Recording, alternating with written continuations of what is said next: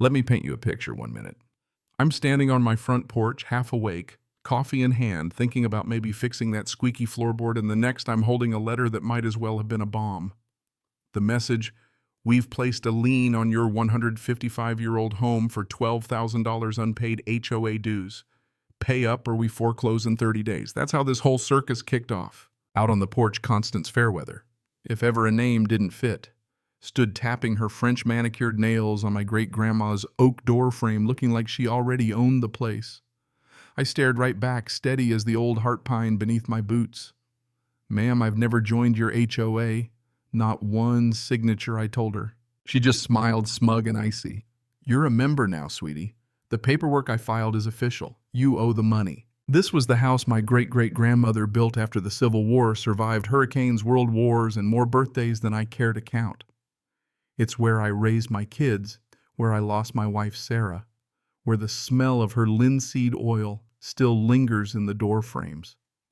Now, this woman, thinking a pile of forged paperwork gives her claim, waltzes up and tries to steal it all. Little did she know, buried in that deed from 1869, there's a clause that would turn her HOA into a smoking crater of fines, fraud charges, and collapse. What do you do when someone targets your family's legacy? Some folks run. Me, I decided revenge was overdue. But to understand how things got this wild, let's back up. Name's Ezra Blackwood. 52. Retired electrician. These days, the pension barely covers groceries, but the roof over my head, an 1869 Victorian, priceless, built by family handed down across 5 generations. Sarah, my late wife, spent her last years restoring the place. I still run my fingers over the doorknob she polished smooth just to feel close to her. Then the devil moved in next door. Constance Fairweather. Her name alone stings like a paper cut. Imagine a real estate Barbie bleach blonde designer, suits French tips, sharp as knives, white BMW, always idling at the curb. 2 years ago, she snapped up the biggest house in Willowbrook Estates, the fancy subdivision that sprouted in the 80s around my land. 6 months later, she wrangled her way into the HOA presidency, turned a sleepy association into her own little kingdom. And her game: target old folks with paid-off homes, invent violations, hit them with fines until they crack, then snatch up their houses for pennies. She already forced out Martha Gonzalez, her only crime, planting roses without architectural approval. Robert Bellamy, too. $8,000 in fines for a puddle that appeared after a rainstorm. Their homes went straight into Constance's real estate portfolio cheap. But my deed, my great-grandmother made sure it said in legalese, forever free from association liens or fees, bulletproof. Or so I thought. Reason doesn't work on a shark. Constance came for me on a Tuesday morning in March. I was on my porch, coffee in hand, soaking in the dawn chorus of creaking wood. Her BMW rolled in tires, crunching gravel like it owned the place. "Mr. Blackwood," she called, heels clicking like a funeral drum. "We need to discuss your numerous property violations." She waved a clipboard thicker than a Sunday paper. Unapproved paint garden too wide. Mailbox non-compliant, failure to file architectural requests. Even Sarah's memorial roses were on the list. I just shook my head. "Never joined your HOA, never signed, never paid." Her answer was a sugar-coated threat. "Property records show you're now within Willowbrook Estates boundaries. Your grandmother signed in 1982.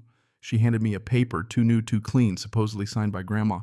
The thing is, Grandma died in January 1983, so she couldn't have signed a thing in December 1982, let alone for an HOA that didn't exist until 1985.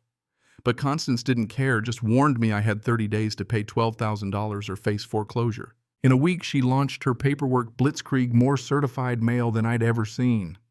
Copies of original neighborhood agreements, each one faker than the last. My years as an electrician taught me to spot a scam laser-printed text on aged paper, Grandma's signature steady as a typewriter, even though arthritis had her handwriting shaking by 1980. It was a joke if you had eyes for details. So I took it downtown, straight to the courthouse. The place smelled of dust and old leather.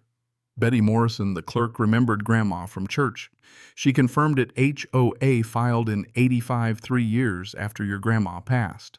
And she had another surprise. Property lines from 1869 showed the HOA's fancy gazebo was actually on my land. I left with certified documents ready for war. Constance called an emergency violation hearing. The community center was packed, her cronies' hostile faces and that gavel in her white-knuckled grip. "Mr. Blackwood," she started, "please address your violations and explain your refusal to pay lawful HOA assessments." I stood slow, savoring every eye on me. "Your HOA incorporated in '85. My grandmother died in '83. She couldn't have signed anything. Also, your clubhouse, 20 feet onto my property, according to the original survey." Dead silence. Even the buzzing lights seemed to hush. "Do you have proof?" she demanded. I flashed certified records proof from Betty herself. That's when her enforcer, Brad Kowalski, leapt up trying to shout me down. But while he made noise, I noticed Constance texting under the table, sweat beading on her forehead.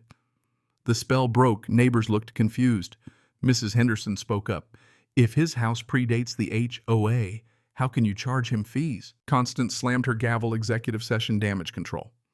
But I walked home that night with hope. Of course, the next morning, 5 more violation notices showed up. Porch railings, unauthorized Sarah's Roses, illegal tool shed, improper. Even my lawnmower got a fine. This was her war. I tossed the notices into my old coffee can, each clang a promise. Now Brad started showing up at dawn, snapping photos, measuring grass, peering at my property like a crime scene. Every day more notices, more fines. When I tried to hire a lawyer, turns out Constance had retained every affordable attorney for miles. She had me boxed in. But my wife used to say, "Ezra, honey, when they stack the deck, deal your own cards." So I got creative. Drove 2 counties over, found Martha Rodriguez, HOA lawyer with a nose for trouble. She shook her head. Classic harassment. But she's done this before, forced out 3 old folks in Riverside, always for a song. Right on cue, Dorothy Williams, the town librarian, showed up at my door, cookies and a folder of printouts. "Ezra, I'm getting the same violations. But look at this." She'd traced every shady contract, the landscaping, the towing, even the property management, all tied to Constance, Brad, or their families. 12 homes, all bought by Constance, all after a sudden wave of violations. Then Dorothy pulled out a leaked document, pre-filled offers to buy homes from every owner over 65, always after 90 days of new violations.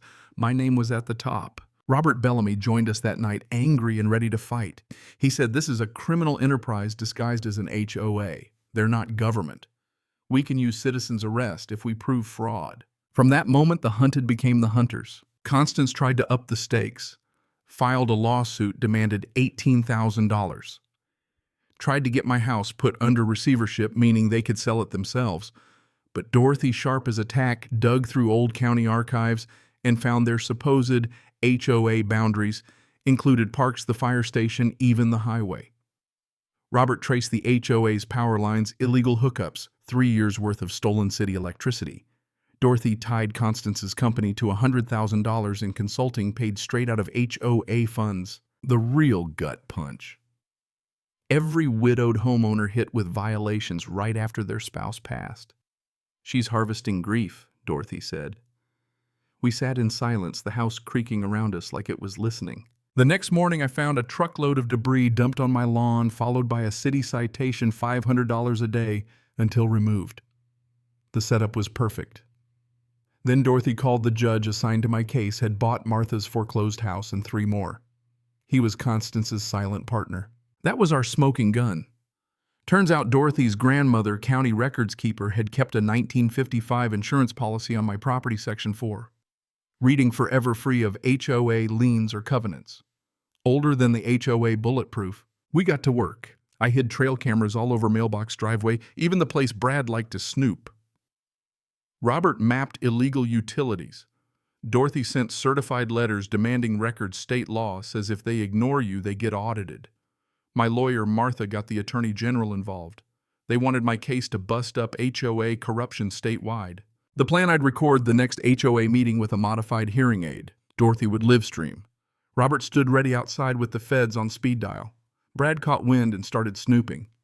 One night, I caught him trying to tamper with my house, so I disabled his truck, called the sheriff, and let them deal with him. Constance panicked, faked more violations, called the city on me, then filed a petition to have me declared mentally unfit. But Dorothy's calls had already triggered a federal raid, bank accounts seized, computers taken, Constance's whole empire unraveling. Meeting night came. The place was packed, neighbors' news tension so thick you could taste it. Constance, cool as ever, accused me of spreading lies, called me unstable.